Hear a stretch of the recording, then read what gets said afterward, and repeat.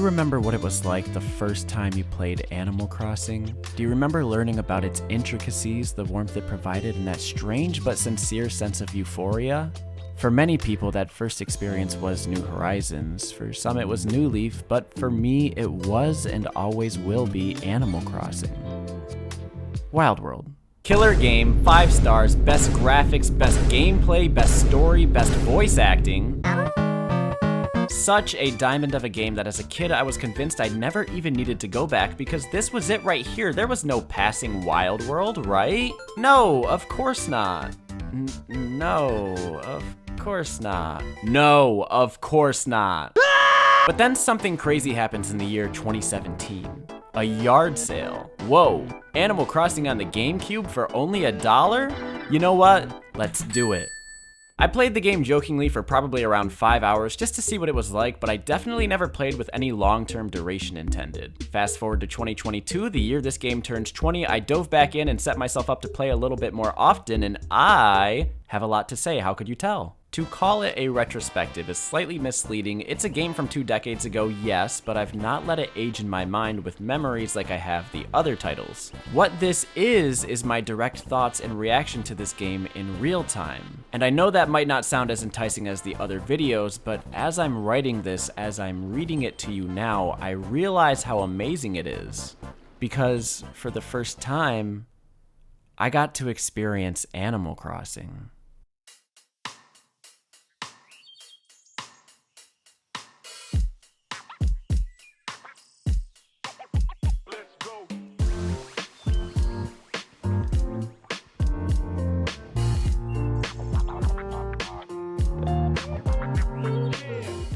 Animal Crossing population growing, which I just call Animal Crossing Gamecube. Today we are jumping in headfirst to see what all the 2002 rage is about.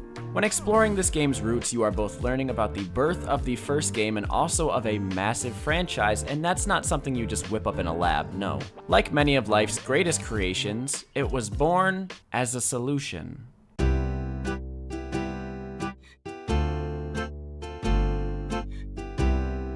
Katsuya Eguchi was a young man who had it all. A nice job, a great set of skills, his name in the Star Fox credits, yeah, he had everything anyone could ever wish for. But there was one thing he didn't have.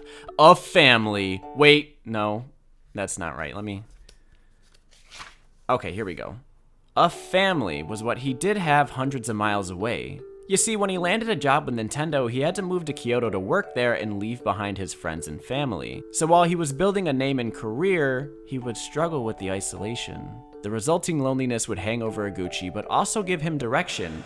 He was going to create something that would resonate with and almost counteract those feelings of homesickness. He wanted to reproduce with another woman. Okay, I'm done for real this time. He wanted to reproduce the 3 elements that he had come to know so sacredly: family, friendship, and community. They would combine and eventually lead into a project known as Animal Forest. I love this. I really think some of the best, highest yielding creative endeavors are born in life's lowest moments, so I encourage everyone to cultivate their suffering and turn it into bitchy pelicans. In press, Eguchi described Animal Forest as a communication game, which may sound weird, but it's the truth, and what else are you supposed to compare it to? It's 2000, there's no Stardew Valley, there's no Magician's Quest. You can say it's like Harvest Moon or Sims 1, but that would also be somewhat misleading. Luckily for us, IGN has a totally accurate preview of the title that's going to tell us everything about this upcoming treasure.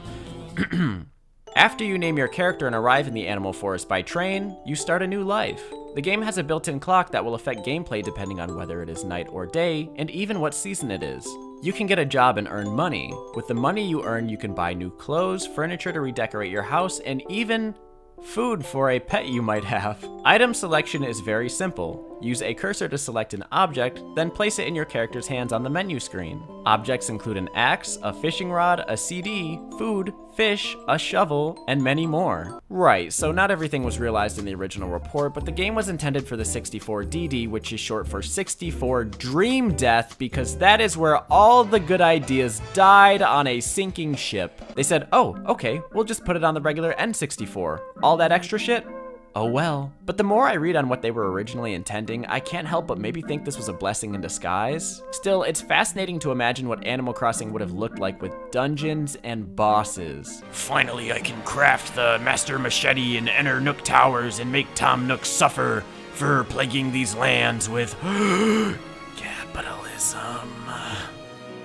Animal Forest would actually be the last Nintendo-developed game on the 64. The cartridges were specially made to include a battery for the clock feature since the N64 didn't have one built in. The original game sold enough and retailers wanted more, but this aspect of production was annoying for the team, so they just moved it over to the newly launched Gamecube as Animal Forest Plus, an updated version with some new content, some of which I'm sure was what they cut from the DD. Then they took this version and decided it was missing something. Animal Forest, American Forest.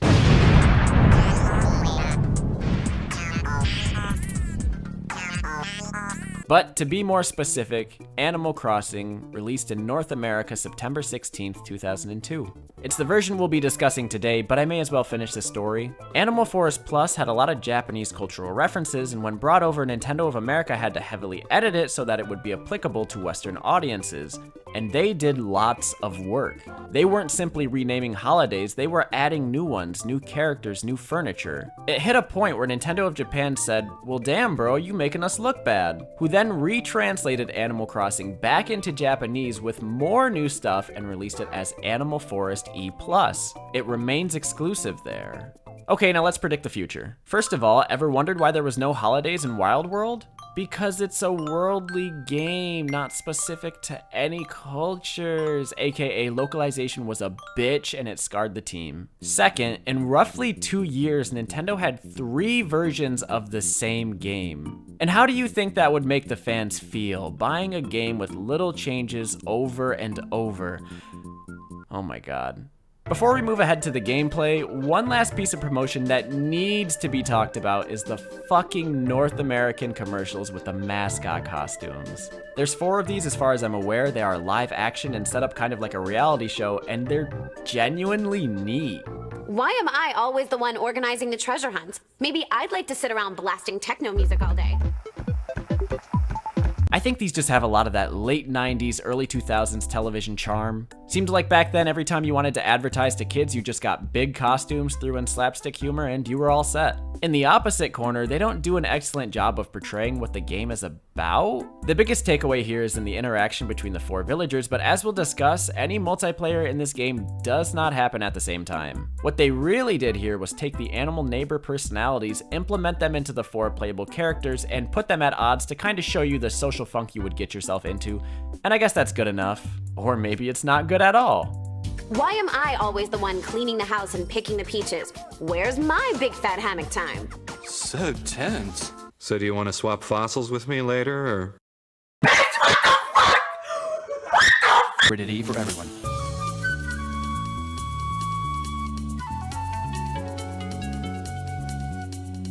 So here's how it works. The game plays in accordance with real life. If it's morning outside, it's morning in the game. If it's Halloween outside, it's Halloween in the game. If there's snow on the ground outside, then there's grass in the game because it's May. Welcome to Syracuse, bitches. You start on the train, move into a new town, the human who went to live in the forest with animals, yep. Get this, you work a job for Tom Nook, and then you're free to do whatever as long as you pay him back for your house. Crazy, I know. Never saw that feature come back.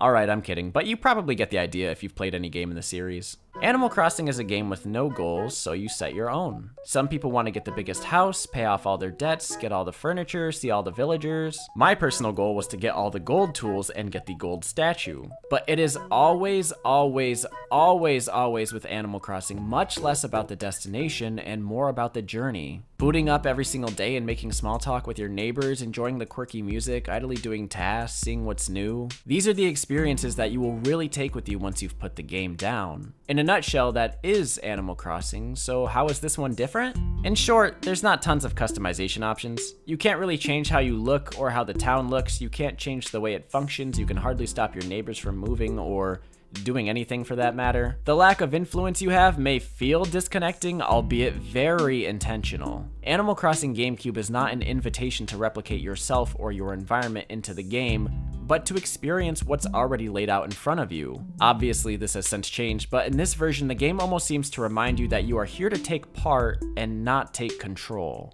It's still a simulation game, but less concerned with the world-building mechanics that would come later and more of the social aspects that would dry out. This is once again all evidenced by the iconic commercial tagline, "Welcome to Animal Crossing, the life game that's happening every minute of every day, whether you're playing or not." Where this version really shines is in its raw, unfiltered recipe that the rest of the series would attempt to balance with time. I have a love-hate relationship with it. For starters, this map is fucking huge. There are 3 layers and it follows the camera-locked acre system. If you don't know what that is, play any Zelda game before Ocarina of Time. A big map might sound nice, but the lack of customization makes it less thrilling than later entries, and remember, this is Animal Forest, meaning that trees will literally grow into walls. You can have a max of 3 bridges, and you have to come all the way back to your house to save each time. So yes, movement is very annoying. How did they make it exciting? Balls. And oh yeah, there's no sky, but there's a reason for this. You see, back in 2001, the sky didn't actually exist. Everyone's perspective was just out of body, about 30 or so feet overhead. Come on, Nintendo. I know it was early in the series, but like, you put a camera angle on the front cover that would never be seen. The time of day isn't as visually dynamic, and the fireworks are just pathetic. I know this isn't that big of an issue. This is probably just me being a diva, because I began with Wild World. That said, there's a lot of conveniences, a lot of advanced quality of life mechanics that they left behind on the GameCube. For example, you can drop multiple items at once. Can you imagine how easy this would make paying people in the newer games? You can also ask villagers if they need help whenever. The police dogs will tell you exactly where to find visitors. You can stunt the growth of trees and keep them that way. And on top of quality of life, I can't even name the amount of features that were exclusive here. Things like morning aerobics in the summer, raffle day, lighthouse duty, golden trees. I guess it's just amazing to me how there are ways that Animal Crossing GameCube is still fundamentally ahead of future games. Of course, there's probably 2 big things people reference when talking about why they missed this version, but we'll get to that later. For now, this game is fucking hard. Money is a bitch. You don't really make that much. You can do turnips, you can sell fruit, you can hook up a Game Boy Advance and colonize the island, but my go-to in the old games was to always skip to summer and catch rare bugs and fish. Only thing is, I didn't want to time travel because that's not how you get into heaven. What if I met Peter at the gate and then had to admit that I time traveled? How dare I taint my original Animal Crossing experience? No, no, no. So like 3 days passed in real time and I decided to do exactly that because fuck you, this is my game. Then I tried to fish. I had to do this so much that I'm 90% sure half of the footage you're watching right now will be me fishing.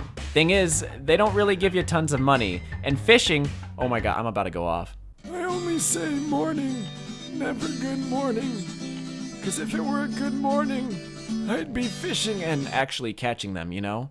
Future games spoiled me. There's a little noise each time they bite, and that's not here. You just have to let your eyes do all the work. There's Rumble, but I'm on an emulator. I've also found trash and sea bass to be way more common, but so are coelacanths. 3rd day of playing and I already caught the coelacanth? We need to go to the museum right away because I'm gonna accidentally sell this shit and I need to donate it. You may rest assured that we shall treat it with much affection and respect. Dude, you're holding it out of water by the fucking neck. This is a hard game, I'm telling you. This ain't your grandma's Animal Crossing. They all are. But probably the biggest inclination of this game's difficulty. Ladies and gentlemen, if you came for one specific part of the video, it's probably this one.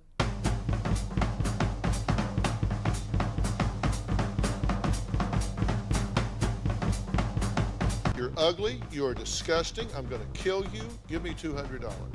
No. Don't even say nothing to me, boy. You look like a motherfucking One possible reason people may describe Animal Crossing GameCube as rough around the edges is the villagers. Because, put nicely, they are probably not what you expected buying a game about living with talking animals. They are insulting, pompous, rude, sarcastic, they overreact to small things and proceed to call you fat. They get angry if you don't accept their offers and call you poor. They will move without any warning in advance, and they will straight up rob you. Yes, straight up rob you. Oh, sick. Now I can complete the pterodactyl because that's needed it for like months. There's only 2 fossils left after that, I think. Oh my god. Rosie! You motherfucker. I can't. Why didn't I just go straight to the goddamn fucking museum? Holy shit. After this, I hit her with a net for like 20 minutes. Okay, so maybe not exactly theft because you always got an item back, but like, dude, who in the right mind steals from the town's treasury, Rosie? Now, hot take, I actually still believe that Wild World does villagers the best. That game kind of took this one's mean dialogue formula and perfected it, where they roast you in the most poetic and scholarly of ways. You also don't really see them be mean to each other on Gamecube because you can't join in on their conversations like you can in Wild World. And 15 villagers is too damn much. I get the map is huge and you had to fill it with something, but you get a lot of repetitive dialogue between these guys. So Wild World's 8 is a little more accommodating for 6 personality types. What I need to acknowledge though is that Wild World was the second game in the series. This is figuratively Animal Crossing 1, the Pioneer, and I honestly can't imagine what it was like for people to buy this game and be met with some of the most unruly dialogue. Better question though. What the fuck kind of sick, twisted upbringing did this dude have to want to make a communication game based entirely around people being assholes to each other? I'm more so curious as to how they got to be so mean because there's not a lot of answers out there. I've seen people say it was ad-libbed by Nintendo of America who just had a good old time flying the translation their own way, but I don't want to put that down because I couldn't find anything official regarding this. Some friends who own the Japanese N64 version also vouched for the villagers that they were still mean there, so I don't know, I guess the truth is lost. Or is it? There's only one answer, and I'm going straight to the officials themselves. Thanks for calling Nintendo. My name is Ramses. How can I help you today? Yeah, I just wanted to know who made the animals in Animal Crossing Gamecube such assholes. I'm sorry? Let's theorize a little bit. If you were creating this all-new communication style of a game that is to be so text and character reliant, what kind of approach would keep it entertaining? Or better yet, how would it stand out? I don't know, man. It would have been kinda hard in 2001, the poster boy for great dialogue and immersive characters. I should have been the one to fill your dark soul with light. We've managed to avoid drowning. Good job. But if there's one character in all of this who kind of summarizes the attitude of Animal Crossing's villagers, it's the man who was left behind. The man who was deemed too harmful and obsolete. The man who is not actually a man, but a mole. His name is Mr. Rossetti, and he might be the most savage idea Nintendo has ever had. It goes like this. You should save your game each time you're finished playing, so your progress is not... Why did those words actually just come out of my mouth like you guys are 5? This is run-of-the-mill routine to anyone who's ever played a video game before. Saving is continuity. Animal Crossing takes it a step further. If you fail to save, you will be reprimanded by this mole. But how can he scold me? It's a game about talking animals. Yup, exactly that. He will talk and talk and talk and talk. He just doesn't shut up. That's your punishment. I guess Nintendo really wanted to use tough love in teaching potentially new gamers or children to save. But what I find so bizarre about this is that as someone who's just potentially lost their data and work, you are probably already kind of bummed out about it. But then you also have to deal with this damn mole Fortnite dancing on your grave of a save file for 10 minutes? Jeez, my guy. Playing on an emulator, it complicates things, because sometimes I use a save state and other times I use the manual save. But all of the time I confuse which, and I get greeted with Rossetti telling me why I'm going to end up flunking out of community college. I just want to say, this is awesome. Nintendo took what could have just been a warning, an error screen, gave him a furry body and one pissed off attitude, and now we have one of the coolest fourth wall break characters ever. But not quite forever. Unfortunately, other kids did not find this as amusing. City Folk had a warning, New Leaf made him optional, and New Horizons put him on administrative leave. Though he's gone now, he lives on in the form of mashing the A button to craft things. I think the villagers really make up a decent chunk of this game's overall identity. If there's something you'll remember from the game, it's for sure them. But for me, there's something else about Animal Crossing Gamecube that stands out even more, and that is a feature that was used once and never again in any sequels. Any guesses?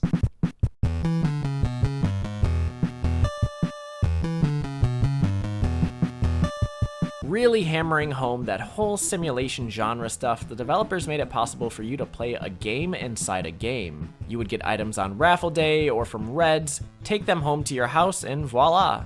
But these weren't just any games. These were the ones that were retailing for $40 10 years prior. I am, of course, talking about the inclusion of 19 NES games, an adored feature that still blows my mind. To include all of these NES games from just 2 generations beforehand, I thought, oh, it's gotta be value. Nintendo was going to have a hard time marketing this game, so they just threw these in to attract some people, right?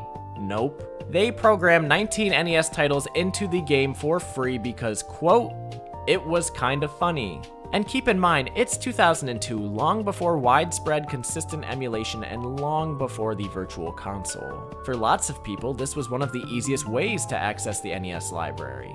Even crazier, it wasn't that long in between. Wario's Woods came out in 1994 and then was featured in Animal Forest just 7 years later. It's just so wild to me, like, damn Nintendo, what are you gonna do next? Give us 4 games free for purchasing the new one? In modern day, we have emulators, we have Play in Browser, we have Virtual Console, and we have Switch Online, so it's not shocking that Nintendo hasn't repeated this, but we don't really need them to. In fact, Nintendo later came out and said that they would never do anything like this again, and that sets in stone why Animal Crossing Gamecube is so remarkable.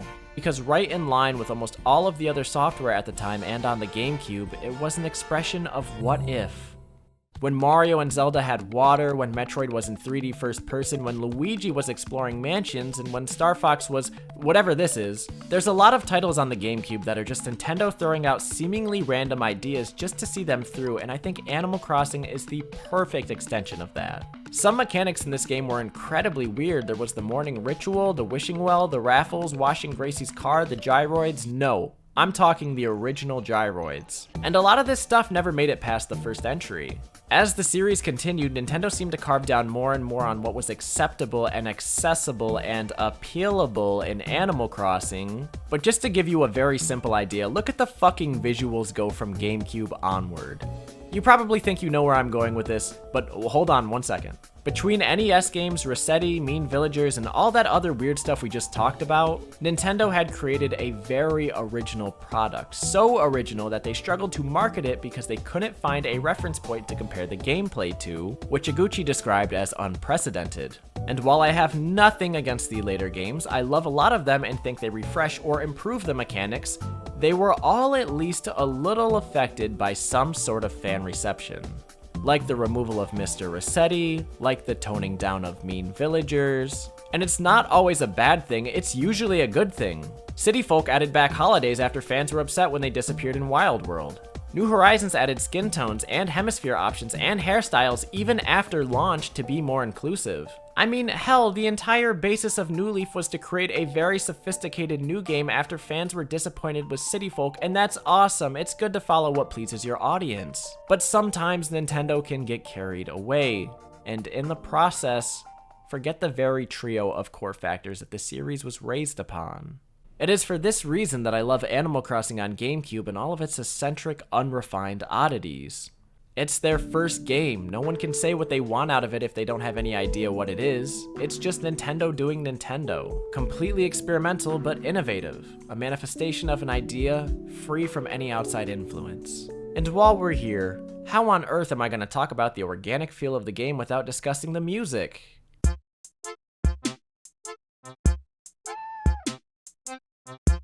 Guys, this music is really good. I don't know how to say this, but the music sounds how the game reads. Like, it's an ultra weird concept and it just doesn't make sense until you play it, and it does. The best example of this is 2 AM with its horns, just the horns. What do you think of when you think of 2 AM? Exhaustion, rumination, silence, perhaps even paltriness? And absolutely every soundtrack in the series reflects 2 AM as such, but not GameCube. GameCube's 2 AM is like, oh, you want to play some Animal Crossing at this hour? Great, grab a margarita. 11 PM is another track that fascinates me just for being super deviant. It sounds like a squirrel climbed on a marimba and is just walking, crawling, I guess, in circles. Each note is isolated and there's really no structured rhythm. As a result, it sometimes feels calming, other times a bit unsettling. And 9am also gets a shout out for introducing me to an amazing album. I didn't know about Yellow Magical Orchestra when I did the hourly rankings video. 9am got a lower spot. But look up the song Simoon because I can't play it here. Go back and compare with 9am and tell me if you notice anything. Something done differently in future games was the use of glockenspiel covered songs during rain. When it rains in Animal Crossing Gamecube, there are no covers, you get just one song. And I almost think the trade is worth it because this song is a fucking bop. Only thing is, it rained so much when I was playing, so I kinda got sick of it. The hourly music still uses jingle bells when it snows, but there's also another reiteration exclusive to GameCube for Cherry Blossom Season. These are a bit slower, more acoustic, music boxy versions of the regular songs, and they're so soft and cozy, but they only play for a week. Makes me really sad Nintendo never did anything like this again. But what I believe is easily the best track in GameCube is the Working for Nook tutorial song. First, the prelude to this before you actually head to Nook's once again sounds like something right out of a Peanuts film with its curious piano chords that seem to lead you somewhere. And then you actually start the job and it's just, I don't know, like it's the come up moment. Like when you hear this song, it somehow tells you everything you need to know about the nature of this weird game where it's cheery and bustling all at once, but it's got that mosquito synth noise, MSN for short. The employment segment in this game is absurdly long and repetitive too, but with this music, I can work forever. Nice job, Totaka, you proved your worth, and they made you into a dog.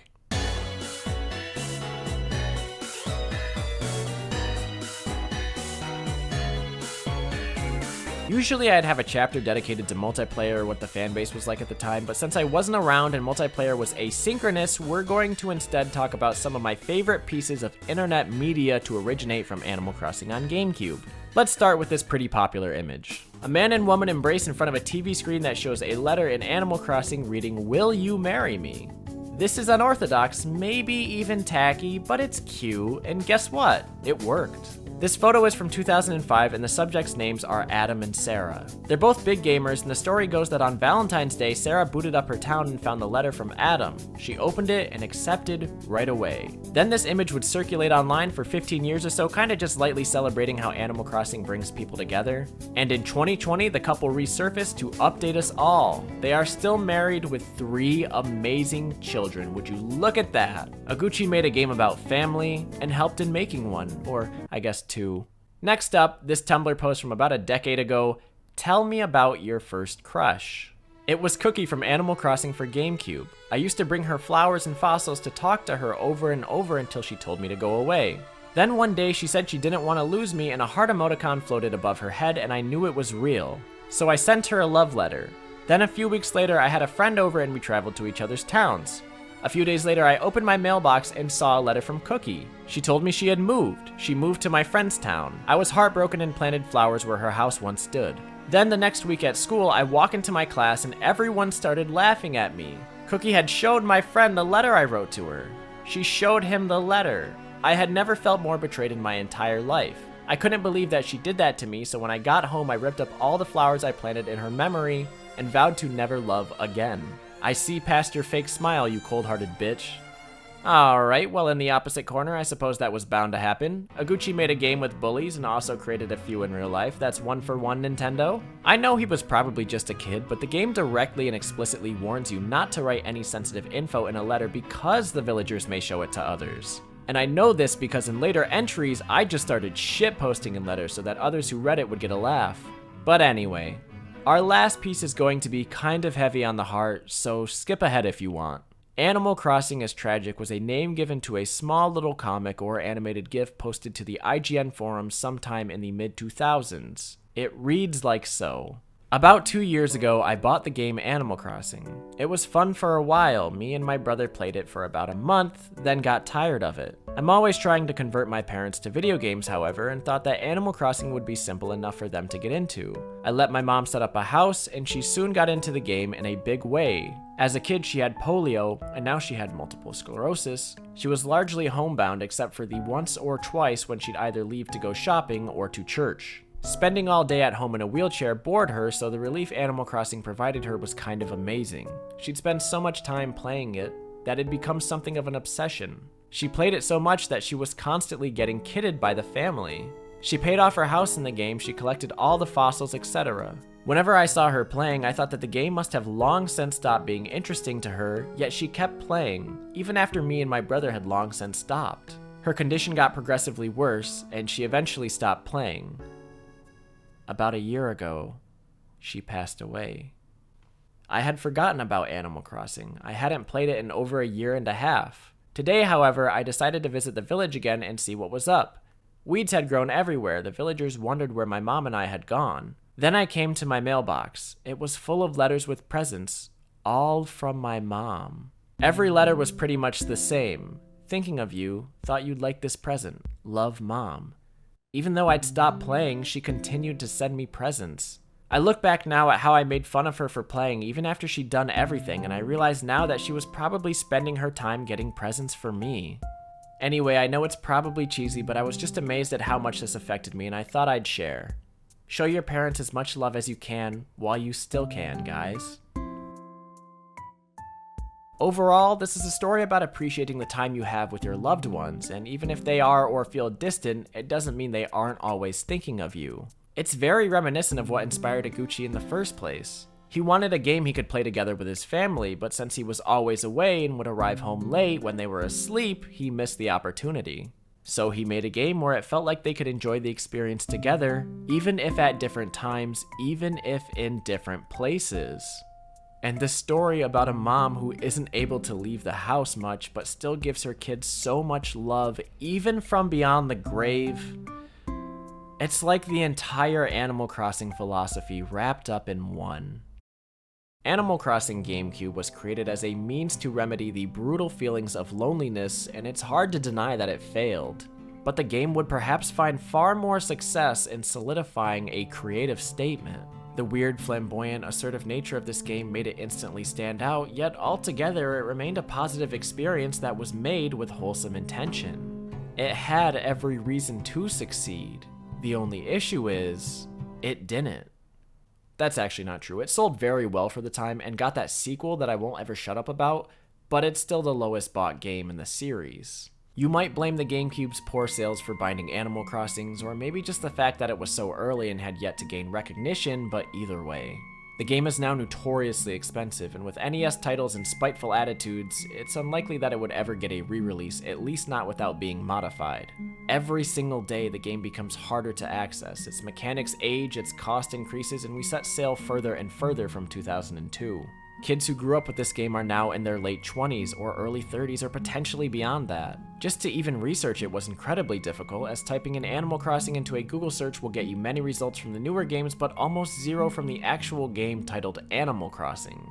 It is not a game that was given the proper light of day then, and certainly not now. So if there's one thing that I really want to encourage with this video, it's that if you have the chance to, please give it a try.